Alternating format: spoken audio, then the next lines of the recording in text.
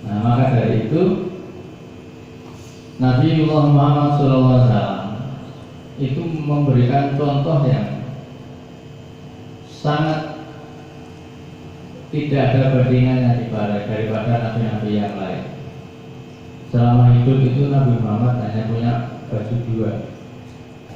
Itu adalah kisah lika-liku, melakon. Maka kalau kita misalnya membaca kisah 5 nabi itu gampangnya ngomong ya, gampangnya ngomong, mau jadi apa saja, mau bagaimana saja, tidak ada sebuah penyesalan. Adanya yaitu tawakal ya Allah, kalau ini memang yang harus saya jalani, saya juga menjalani. Saya juga punya kisah ya, punya kisah, tapi nggak perlu dikeluarkan. Intinya ibu saya jadi janda, saya umur 9 tahun, karena Pak dari main kode tempatnya Pak MP. Itu kalau misalnya kita ini kemudian mengingat-ingat seperti itu,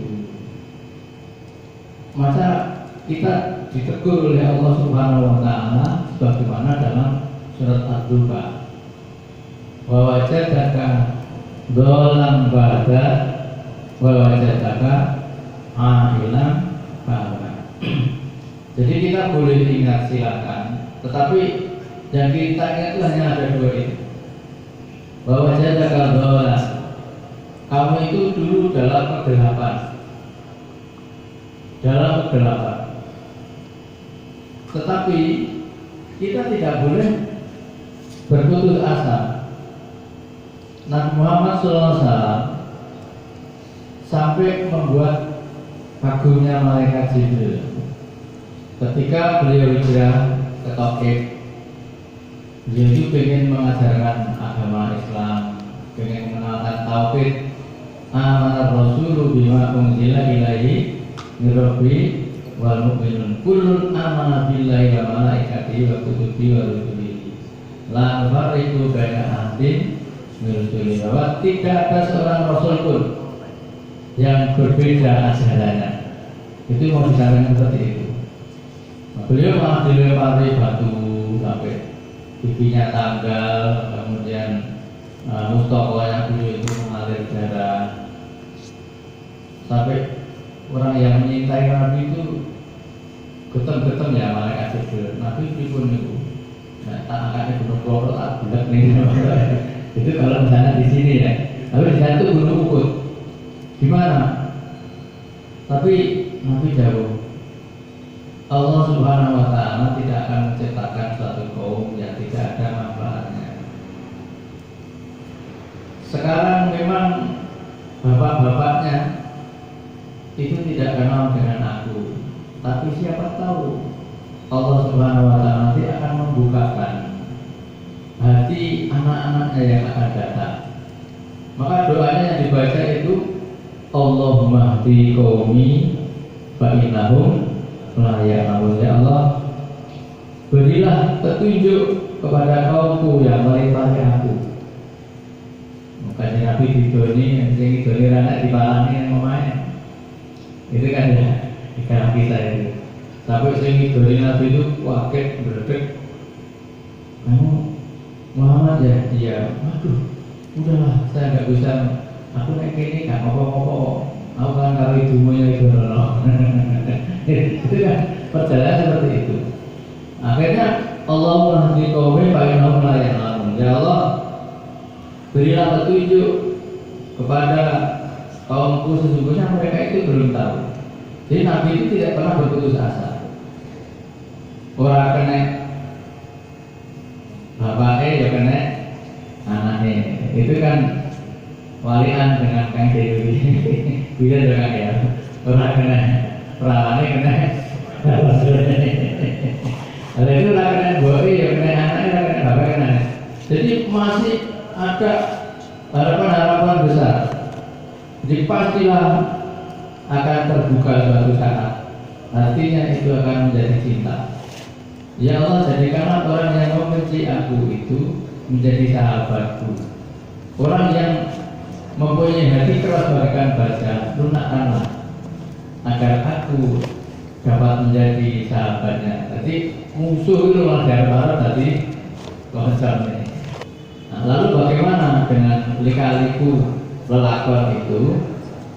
Orang tua memberikan ajaran kepada kita, pokok atau puncak daripada lelaku itu berada pada sekar yang ke-7. Sekarnya namanya apa? Namanya moco pak. Moco itu membaca, pak itu sifat. Membaca sifat kita masing-masing. Sekarang itu kita berada di mana? Apakah di Maskumambang? Ataukah kita sudah micil? Atau di Kinanti? Atau di Pocong? Atau di Sino? Atau di Asmorodono? Atau di Gabuh? Tetapi yang intinya adalah pada dandang gulo. Dandang gulo pahit alam manis, dandang susah gulo kapingan, kansingan dan sopo wae. Itu yang disadari. Dandang susah gulo bunga. Tidak ada orang yang tidak merasa susah terus bunga terus. Tapi ya kadang susah, ya kadang bunga. Itu manusia yang menemui. Maka kita harus menyadarinya. Dan ketika kita sudah mendapatkan sebuah kemerdekaan di dalam pikiran kita, kita kemudian oleh Gusti Allah disuruh menaik pangkat. Jadi tembak pangkur. Panglimane padha disinggung.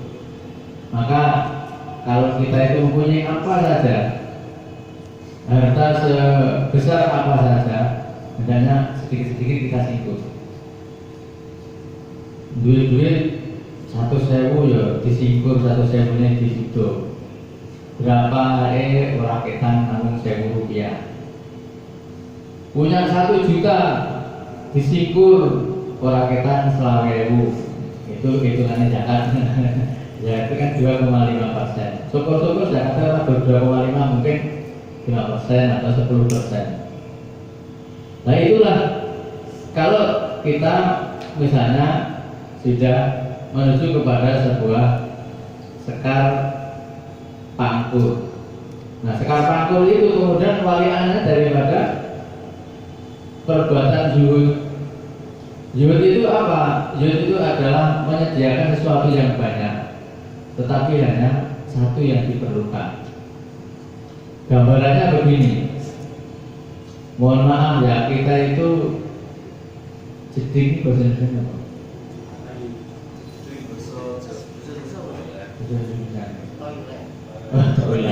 Toilet bahasa Inggris. Nah, toilet telepon ya. Maka kilo ombo. Jumlah ini di mana ya? Ya pokoknya kolam apa ya? Nah kolam. Kita isi air di kolam. Apakah kita akan menggunakan air satu kolam itu? Kan tidak. Paling ya, nek pengen wudhu ya cukup tinggal baca-baca. Adus paling tidak cukup. Itu seperti itu. Nah ini nanti kalau sudah sampai kepada taraf itu namanya megat roh. Megat itu medot, roh itu nyawa. Bukan nyawa yang berarti nyawa-nyawa kehidupan. Karena nyawa manusia itu terbagi menjadi 2. Yang satu bernama ruhul yahdo, satu bernama ruhul nafas. Kalau ruhul nafas itu nggak akan kembali lagi. Nanti namanya durmo. Durmo ini mangayun. Kundur mangayun. Semua orang yang akan Gusti Allah. Bahasa Arabnya innalillahi wa inna ilaihi raji'un. Kalau mogatro itu masih pada ruhul yahdo, yaitu roh yang dilepas tatkala kita sedang dalam kelelahan. Maka untuk hal itu orang tua kita sebelum membaca ayat yang ke-284 tadi kita harus ingat ayat yang ke-255, yaitu ayat kursi. Allahu la ilaha illa huwal hayyul qayyum la ta'khudhuhu sinatu wala naum. Bundrane di la ta'khudhuhu sinatu wala naum. Allahu la ilaha illa huwal hayyul qayyum. Ya hayyul qayyum itu ya perjalanan di mocopat itu. Mulai dari Mas Kumambang, Mijil sampai dengan tadi yang paling keren adalah pada Dandang Gulo itu tadi. Nah, ini yang memberi kekuatan Gusti Allah. Tidak mungkin kita itu bisa melakukan suatu kebaikan tanpa pertolongan Allah. Tidak mungkin kita bisa menghindari suatu perbuatan yang tidak baik selain dengan pertolongan Allah. La haula wala quwwata illa billahil aliyyil azim di situ. Dan hidupnya kita sudah diberikan. Nah, lalu ruhul yadah itu di mana? Ruhul yadah itu diambil oleh Allah ketika sedang ngantuk atau sedang tertidur. La ta'khudhuhu sinatun wala naum itu sifat Allah. Tapi kalau manusia itu ya kadang-kadang ngantuk, kadang-kadang turu. Nah, ngantuk itu kapan diambil? Ketika kita sedang jagungan gini ya. Jagungan kalau konsolnya wakai itu mimpi lucu. Ya loh. Nah, makser itu loh. Makser itu apa bahasa Indonesia? Ya tidur ayam ya. Turun gitu. Tidak berarti ya sekarang ngomong koyok kita dibawa kemana gitu, dibawa misalnya dibawa ke Polsek itu terus jadi kompor atau dibawa ke sana atau mungkin dibawa ke tempat yang ngeri yang kita tidak tahu namanya kok tidur kalau Polsek itu kayak apa namanya ngelidur. Nah itu bagaimana kesan-kesan semacam itu? Yang tahu hanya kita sendiri ya, nggak ada yang tahu. Maka kayak ruhul yadah itu nanti sobo kemana-mana, jadilah itu sebagai suatu pelajaran. Jangan kemudian kita itu mengartikan perjalanan ruhul yadah itu sesuai dengan yang ada di dalam hati kita, tapi jadikanlah itu sebagai pendorongnya Allah. Apakah betul yang saya lihat tadi? Kalau itu memang betul, maka berikanlah aku kekuatan untuk melakukannya. Kalau itu betul dengan kekuatan, aku untuk menjalankannya. Kalau betul dan seterusnya ada bahasa kalau-kalaunya yang banyak itu. Nah, kalau sudah begitu, maka yang namanya lika-liku itu sebenarnya tidak ada. Ya, lika-liku itu sebenarnya tidak ada. Yang ada adalah sebuah petunjuk dari Allah Subhanahu wa Ta'ala untuk menuju kepada mana yang cocok buat kita. Makanya lakon itu ya, Brotoseno dan Kosowoso itu kan dia ingin membuat lega orang lain saja kan harus menderita. Baik itu Brotoseno kopi maupun Brotoseno di wayang. Brotoseno kopi kan kudu awak bisa digebuki bisa, gue lagi dijerangkan air sampai mendidih. Brotoseno juga harus babat alas Wonowato. Kudu perang karo Bondowono, kudu perang karo Jagal Abilowo, kudu perang dengan Raja Molo. Raja Molo yang awalnya itu perangnya dengan Raja Molo, terus kemudian Jagal Abilowo, Jagal Abilowo terus Bondowono. Bondowono nanti kemudian baru berperang dengan makhluk yang tidak bisa dilihat, babat alas Wonowato, hanya bisa mendirikan sebuah kerajaan namanya Ngamarta. Apakah dia yang mampu jadi raja? Tidak. Tidak raja masih Kuntodewa. Maka dikatakan Sami Aji. Sami itu podo, Aji itu berharga. Dia merupakan lambang agar semuanya menjadi yang berharga. Maka namanya disebut Dharma Kusumo. Dharma itu adalah sebuah kebaktian, Kusuma itu bunga. Setiap orang ingin mempunyai bunga-bunga kebaktian bagi orang lain. Dalam agama itu namanya amal soleh. Maka nikmatilah kehidupan itu. Jangan kita melihat kehidupan itu sebagai sebuah liku-liku, tetapi lakon yang harus dilakukan.